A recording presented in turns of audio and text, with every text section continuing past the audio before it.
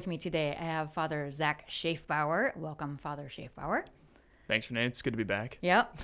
So recently, I'm not sure when this will air, so I would say recently, but of course I go to Holy Spirit Parish where Father Zach is the parochial vicar, which is Good Shepherd Pastorate. And he has the unfortunate luck of of giving his homilies in front of me, who does Catholic Views and hears great homilies all the time, and so he gets cornered. Trapped after Mass. But you gave a homily recently that I thought was just really so good. You talked about on a topic that I have not heard the direction you took at it before. And I thought that it was extremely, very well done and very impactful. It was for my husband and I. I know you've said a lot of people said the same thing. So this is really talking about how we're made in the image of God. And we hear that all the time. Mm-hmm. But there are so many more things behind that we maybe haven't heard before. So can you walk us through kind of this idea and how you teased that out? Yeah, I can sure try. Okay. Do your best. Pretend it's a homily for 20 minutes. See. I was imagining hundreds of people out there. Yeah. So yeah, for many of us, I think, that have grown up not only in America, but probably in the Western Hemisphere, we're used to hearing this phrase that men and women are made in the image of God, that human beings are made in God's image and likeness. And we get that notion from the first book of Genesis, the first chapter to be specific. That's where God is creating all things, beginning from the ground up and culminating with the creation of man and woman, Adam and Eve. And that's where the phrase comes from. There's one sentence there. I can't remember exactly what the verse is. I think it's like verse 27 maybe, but should have had the Bible right here in front of me. But it's one sentence, it's 3 lines, and it goes something like this. And so God created man in his image. In the image of God, he created him, male and female, he created them. Mm-hmm. And what this whole notion of the image, the ancient Israelites, right, they're writing in the historical context, right? They're not divorced from the world that they live in. Right. And one of the symbols, if you will, in the ancient world was this idea of the image of the ruler. Right. So where did this image come from, or what is that notion? If you were to go anywhere, ancient Rome, Greece, Egypt, it was common practice that the ruler would have his image, literally his face, on things such as buildings, coins, hence like when new rulers come in, you have a change of coinage. Mm-hmm. Coins, messages, messengers, people that bore the ruler's authority would have a picture or a medallion, so to say, of his face, bearing his image. And so to the ancient peoples, wherever you saw the image of the ruler, there resided the ruler's power. Like in a sense, it was like the ruler himself. Mm-hmm. So an easy way to understand this is one of my favorites. If you can imagine a messenger going to a town, and he's delivering a message to those villagers, and he's giving a decree from the king, and he has on him the face of the king, maybe a medallion hanging from his neck. The seal on the message has the king's face.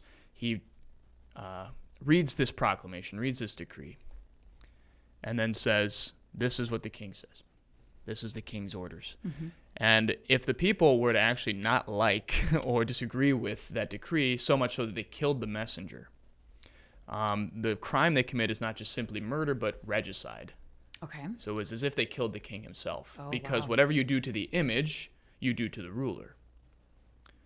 Whether that be a building, a coin, a messenger. Mm-hmm. So wherever the ruler's image was, there resided his power, his likeness, if you will. Mm-hmm.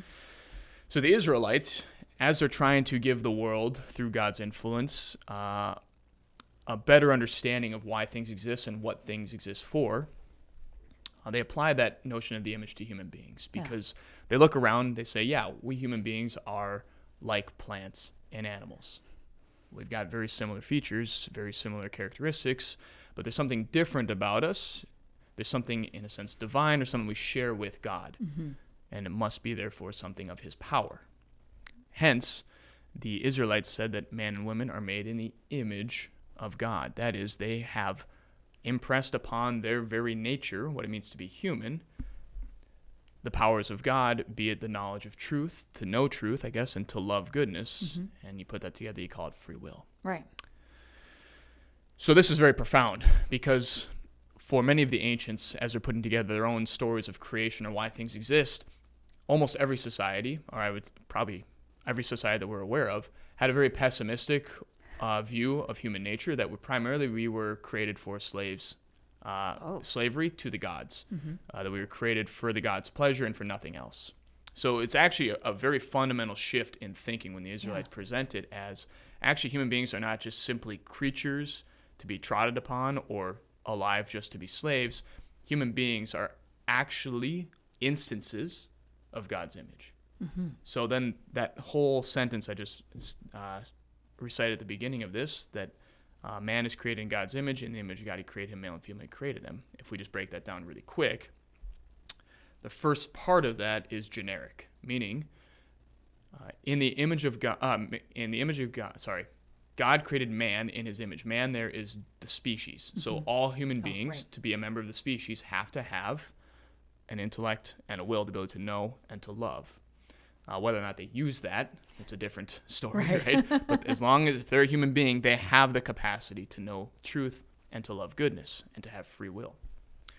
But then the next part of that sentence is, in the image of God, he created him. And we translate the word him there because now we're talking specifically about every human being. So not just the human race in general. We don't just share one mind or one heart. It's every single human being, from the child in the womb to the punk teenager going through puberty to the young adults getting married to the man in a comatic state, someone in a nursing home. Every human being has the image of God within them, the ability to know truth and to love goodness.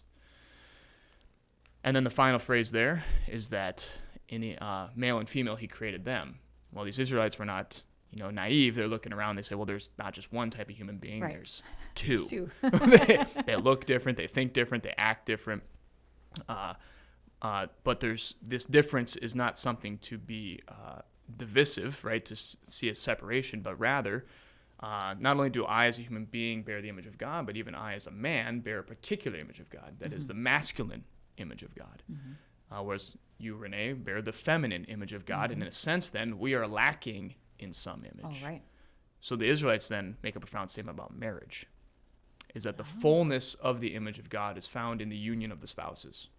Okay. So, and this is what I preach to my married couples. I say, listen, your goal is to be God to the world, because in marriage, you are presenting to us true, authentic love of God. Yeah. And you're imitating God in his highest capacity because you're also then giving life like God does through children and through the families and the society you interact with. So that's the profound shift of placing this image of God in human beings. And so they specifically used that language. So what we have to remember when the writers of the different books of the Bible wrote, God isn't necessarily giving them the words specifically, but he's inspiring them to write so that it makes sense to what is happening in their world. Exactly. So that makes total sense of the image so that they could understand that power resides in every person. Right, exactly. Yeah. And so then this understanding of the image of each human being bearing in themselves this image of God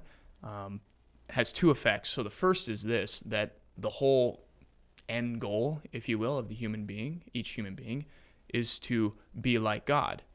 That is, to be totally free, immersed in truth and in goodness, loving goodness truly. And so in a sense, the more I, Father Zach Schaefbauer, become myself, the more I become like God. And vice versa, the more I become like God, the more I become myself. And so therefore I have a profound respect for myself and for the other human beings around me. And the Christians took this to another level. Yeah. I mean, the Jews obviously had it at a level too. Right. But the Christians elevated this, so to say, with the teachings and instructions of Jesus Christ, God himself. That sin then is very, very grievous. Not just because it's against the natural order, but because it's against the very image of God. So if we go back to the analogy I used of the messenger getting killed by delivering the message of the king, well, because he bore the image of the king, by being killed, it was as if those villagers killed the king himself. Right. Right. So we apply that to human beings. And every time I sin against myself or against my neighbor, I'm not only harming me or you, I'm also harming God. Right. So whatever I do to a human being, I'm in a sense doing to God. Yeah. That's what makes sin even more profoundly disturbing. Yeah. So the more I sin against myself or my neighbor, the more I disfigure the image of God within me and in those around me. And this applies even outside of the realm of sin. Yeah. And this is where the Christians really made headway in the early church. So we're looking like, 2,000 years ago at this point. Right. What separated them then from the rest of society is this whole notion of an image. It was the Christians that said, oh my gosh, well, if each human being bears the image of God within them, then we ought to care for them. Think of hospitals. No one had hospitals. Right. It was Christianity that developed hospitals. There were no such thing as orphanages. That was Christianity. There was no such thing as schools for the general public. That was Christianity. Because to care for human beings in the various states of their life is to care for God. Right. It's to respect the image that is impressed upon each of his human creatures, if you will. And this separated them profoundly from other societies. So, for example, it was the Christians that were the first to not actually just kill their offspring for no apparent reason. Counterpose that with the ancient city of Sparta in Greece. I as an American male kind of idolize that sometimes, right? It's that whole notion of thinking about the Roman Republic all the time. Right. Or the Roman Empire. Sparta, as great as it was in many regards, it was in their law and constitutions that all families were to eliminate any children that were disformed or disfigured and therefore could not be any benefit to the military, to the schooling, to whatever it may be. So it was a virtuous political move by a parent to just kill their child if it was unwanted or incapacitated of sorts upon birth. Furthermore, Aristotle, one of my favorite philosophers, and still the man, but he had a really wrong view, and he said that it was virtuous and good for society that people eliminate disfigured children. Why? Because they can't contribute to anything in his eyes. Right. Okay, it was Christianity that said, no, that's wrong.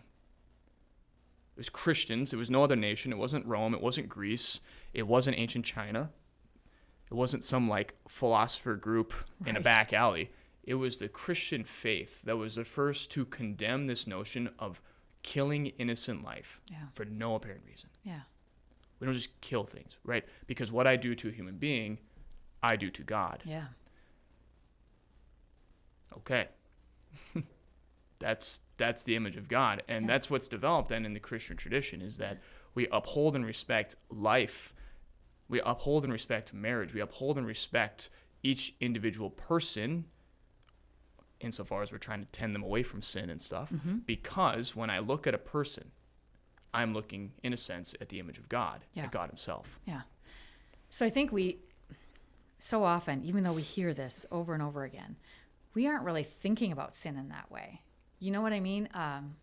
I can speak for myself. I'm not always thinking about it in that way. I'm just thinking about, oh gosh, I did that thing wrong.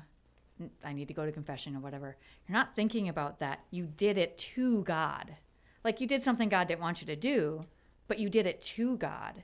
That's a very different way of thinking about it. And so it makes it makes sin just more grievous, I think, than we are thinking. And we tend to think of sin as legalistic. Yes. There's a bunch of do's and don'ts. God said, don't do this, do that. Church says, don't do this, don't do that. Well, actually, if we really were to dive into this, which we have no time here today to do this, every command given by God is given because of original sin. Yeah. It's because we're blind and ignorant to what it means to actually be fully human. And so to actually see the commands of God as medicine, as enlightenment, to show us how to be human. So when God says, thou shalt not take innocent life, it's this notion of, Why? Because human beings don't just take innocent life. Right. That's not what humans are supposed to do. Right. Or worship God on Sundays. Why does the church command that? Because it's good for creatures to acknowledge their creator. Right? This is where the fundamentals of natural law theory and stuff come into play. But to not see sin or even good works as just mere commandments, like abiding by governmental law, but rather see it as the very foundations for teaching us and showing us how to be human. Yeah. So how to do the things that humans ought to do, and how to avoid the things humans ought to avoid. Right. Right? It's kind of like my dad always told us, like, you knotheads, couldn't you figure that out? That's like God's 10 Commandments is like, you guys are supposed to know this, but I guess here, I'll throw you a bone. Right. They seem harsh, but they're actually training human beings how to be human. Yeah. So that notion then back to the early Christians is when we do things to our brothers and sisters, to myself, hopefully in a good way, not in a sinful way, because I respect the God who created me, the very image that I bear within my heart and my soul and my whole being. Yeah. And in the same way, when we don't do the things, then we make ourselves less human. Right, exactly. Right. Yeah, so sin is the actually. very thing that takes Yeah. away from my humanity. Yeah. And so to become more like God is to become more myself, but sin not only moves me away from God, it makes me less myself. Yeah. Yeah. We don't want that. No, it's bad. it makes morality a little more Yes. graceful, if you will. when you Yes. think of it Yes. that way. So, okay. So, this should naturally move us to think about a few different things in our lives or in our world that are happening. So, unborn children are also made in God's image.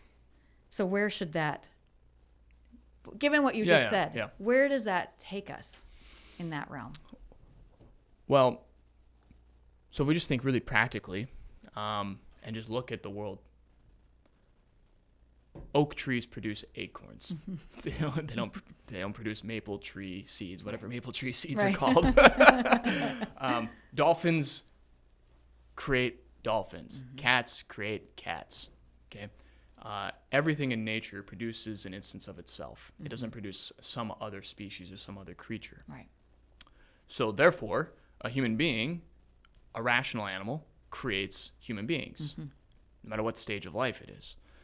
But we take that and apply this whole notion of the image of God, that there's something of God in my very being. Then from the moment that I come into existence, I'm a human being. Yeah. And therefore, the moment I come into existence, I have the image of God within me. Right. And so whatever you do to me, from the moment I'm conceived to the moment I die, you are doing to God, be it good or ill.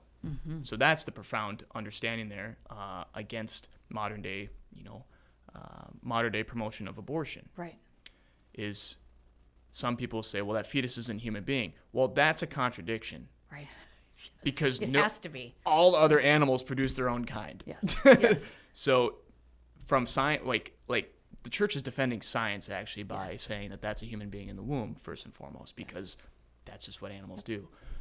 But that's where abortion becomes so profoundly problematic, is because from the very moment of conception, we're not just killing a clump of cells, we're killing a human being and therefore killing God, Right. in a sense, right? Right. That seems like a really bad thing. It's not a great thing. No, not a great thing. Okay, so if that is the case, we have, of course, Amendment G that's coming up in our state in November, and I think there's a lot of confusion about. I'll say it this way: as Catholics, what should we do? But it's really as human beings. Right. So even if you're not Catholic, as human beings, what should we be doing here? With the understanding that this amendment legalizes abortion at some point in all three trimesters of a pregnancy. So where does that put us, Father? Well, we should clarify for our Catholic listeners, or for those that perhaps think the church has can have no voice in the political realm. I'm going to make a distinction here between a political issue and a moral issue. A political issue involves things of the state. Yeah. What would that include? Something like interstate construction, city planning, sewages, anything that just pertains to the common good of society and its ability to function well and to promote commerce. That's political. So from the pulpit, for example, I can't just go preach, hey, we should have the pipeline here, or, because there are various opinions of where a pipeline, for example, can go. Right. And sorry, I probably shouldn't use that issue because of eminent domain stuff, but that's also a hot topic right now. But basically, that would be a political issue, and I, from the pulpit, can't preach that because it'd be stating in an authoritative manner an opinion. Right. Right. But once something impedes upon human life, again, be it good or ill, we have now left, strictly speaking, the political realm. Right. We've now entered into morality because we're dealing with a human person. So even though Amendment G comes from a political sphere, right, it's an amendment to our state constitution, I think. Yep, it is. Good. Even though it's encompassed or couched in a political environment, it is still a moral issue because we're dealing with humanity. Right. And even though it touches upon medical problems, it is a medical issue, but it's primarily still a moral issue because we're dealing with a human person. So in that sense, I, as a priest from the pulpit, can preach about amendments or political positions that are contrary to life, for example, because they've now entered into my realm, if you will, as the theologian and philosopher. Yeah.